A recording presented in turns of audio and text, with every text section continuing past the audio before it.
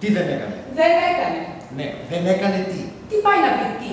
Τίποτα. Δεν έκανε. Τελεία και παύλα. Μου φαίνεται είμαι πολύ σαφής. Α, μάλιστα. Δεν έκανε, Επιτέλους. Προσπαθήσαμε.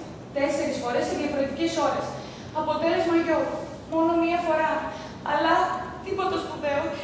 Ένα σκατό τόσο μικρό. Α. Και σκληρό. Μάλιστα. Σύμπτωμα της σκληρότητας. Είναι της σκληρότητας.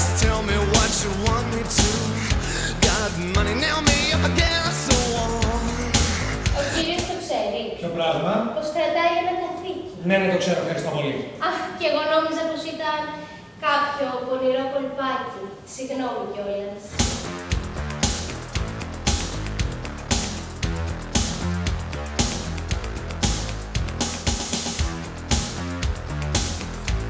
Πιάστε το με τα χέρια σας. Είσαστε και οι δήμονοι στο θέμα των καθηκιών. Όχι όπως εσείς. Ελάτε τώρα. Δεν είναι πολύ ελαφρύ? Ω, τι περίεργο. Σαν πούπουλο. Και δείτε και πόσο ευχάριστο είναι στην Αθήνα, σκέτη απόλαυση. Βέβαια, εκτός από λευκό μπορούμε να το κάνουμε και χρωματιστό. Με τη σημαία τυπωμένη για τους πεζοναύτες αν θέλετε, με λουλουδάκια, με καρδούλες, ό,τι εσείς... Όχι, το χρώμα θα ήταν πολυτέλεια. Σύμφωνα και εγώ και επιπλέον ανεβάζει και το κόστος. Μας έδωσαν και δείγματα εμαγέ. Δεν είναι κι άσχημα.